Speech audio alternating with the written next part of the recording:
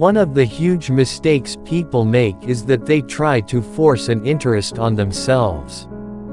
You don't choose your passions choose you. A brand for a company is like a reputation for a person. You earn reputation by trying to do hard things well. The human brain is an incredible pattern matching machine. I believe you have to be willing to be misunderstood if you're going to innovate. We see our customers as invited guests to a party, and we are the hosts.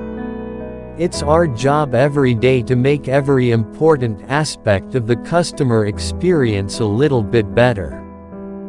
What we need to do is always lean into the future.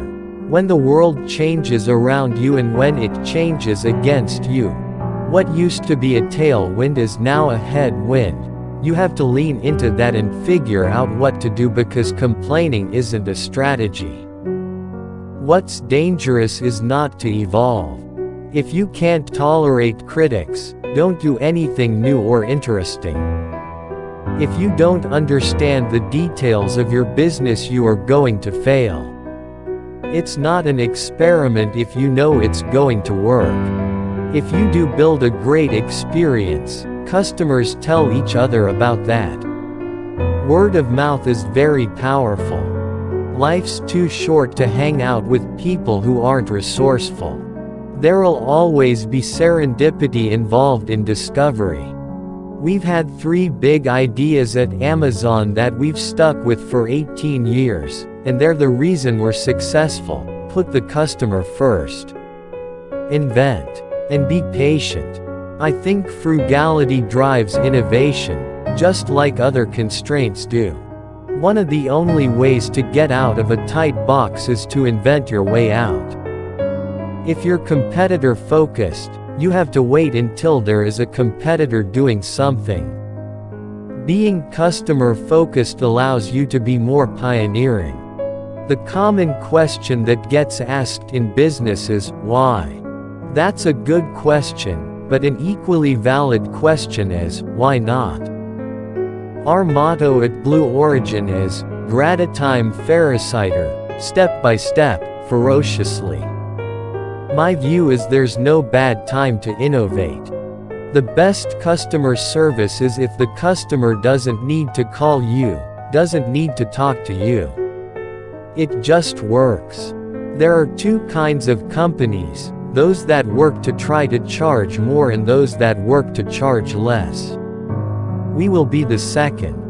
What consumerism really is, at its worst, is getting people to buy things that don't actually improve their lives. Great industries are never made from single companies. There is room in space for a lot of winners. Because, resilience, if you think of it in terms of the gold rush, then you'd be pretty depressed right now because the last nugget of gold would be gone. But the good thing is, with innovation, there isn't a last nugget. Every new thing creates 2 new questions and 2 new opportunities. The thing that motivates me is a very common form of motivation. And that is, with other folks counting on me, it's so easy to be motivated. There are 2 ways to extend a business. Take inventory of what you're good at and extend out from your skills. Or determine what your customers need and work backward, even if it requires learning new skills. Kindle is an example of working backward. If your customer base is aging with you, then eventually you are going to become obsolete or irrelevant.